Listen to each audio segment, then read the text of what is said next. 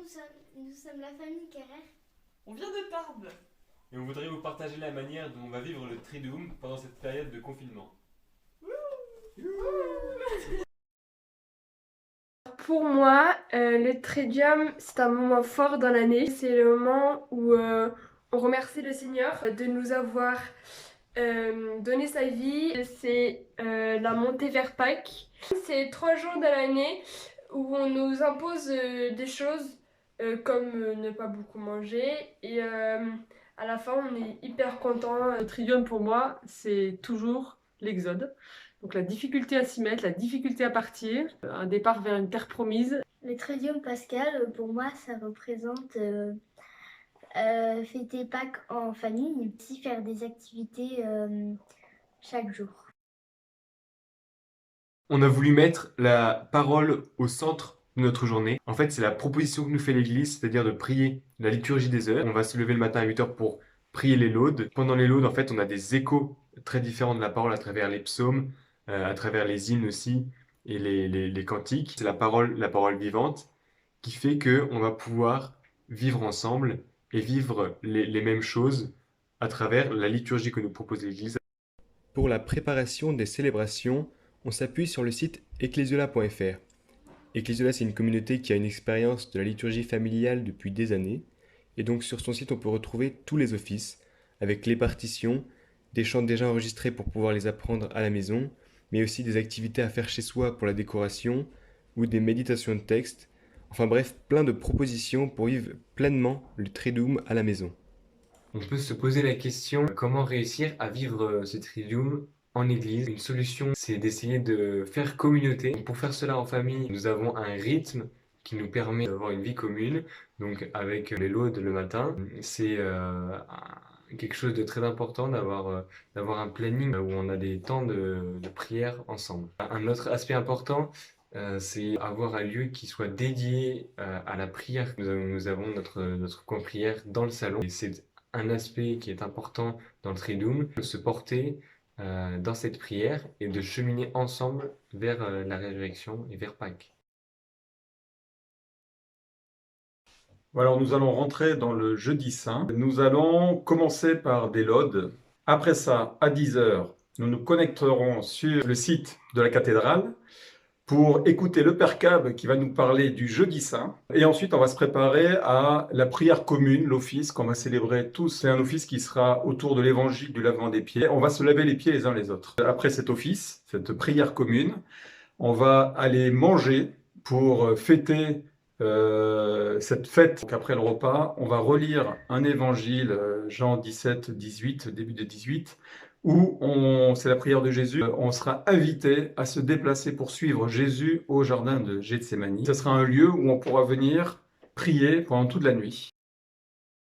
Le vendredi saint, c'est la mort et le doute. Le Christ, qui est notre sauveur, est mort sur la croix. Et c'est une mort qui est physique, qui est réelle. C'est-à-dire que le Christ meurt dans sa chair.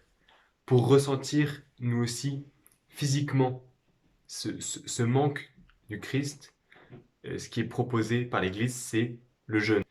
Le but, c'est de trouver notre maison dépouillée. Nous, on s'est dit que on allait enlever la table dans la salle à manger, la mettre sur le côté. La table qui est en fait le symbole aussi de notre communion. Sans Christ, il n'y a pas de communion. Et en fait, c'est ce manque-là qu'on veut ressentir au plus profond et qu'on veut vivre. Donc, on a décidé de fabriquer une croix pour le voir à l'intérieur de notre maison, aussi de dépouiller par la décoration pour que on puisse sentir ce manque. Le samedi saint, c'est un jour un peu de vide. En fait, on est en attente de la résurrection. On va donc faire tous les préparatifs pour la vigile pascale. La vigile pascale, en fait, ça va être une célébration qu'on va faire le soir. Dans cette vigile pascale, il y a 4, en quelque sorte, piliers. Par exemple, le feu. Là, du coup, on va se contenter de cierges pour montrer que la lumière est toujours présente. Ensuite, on aura l'eau. Donc on va mettre une bassine d'eau juste pour le symbole du baptême. Ensuite, comme autre pilier, on aura la parole. Donc pendant la vigile pascale, on lit plusieurs lectures. Donc ça part du commencement jusqu'à la résurrection du Christ. Ensuite, comme dernier pilier, on a bien sûr l'Eucharistie. Bon, bah, on n'a pas de prêtre à la maison, donc ça va être un peu compliqué. Comme l'Église nous le demande pendant ce confinement, on sera donc en communion spirituelle avec toutes les autres personnes en confinement chez eux. Donc cette journée du samedi qui commence par une attente, elle va finir donc avec la résurrection du Christ. Et donc là, c'est la joie, les danses, notamment la croix qu'on a construite. On va la fleurir, on va la décorer. Ce sera un peu notre arbre de vie à notre façon. Et on va décorer un peu même tout l'espace pour déjà cette vigile pascale et pour montrer que c'est un beau moment pour nous et on veut fêter la résurrection. Le dimanche, c'est le feu d'artifice du Triduum. Donc c'est Pâques, c'est la résurrection. On va se réunir en famille et on va faire une célébration comme une messe en fait, sans l'Eucharistie. Évidemment, comme c'est Pâques, on va porter un soin particulier à cette cérémonie. Donc on va faire en sorte de répéter un peu les chants. En plus de porter un soin particulier à la cérémonie en elle-même, évidemment, vu que c'est Pâques, c'est la régalade, c'est la fin du carême.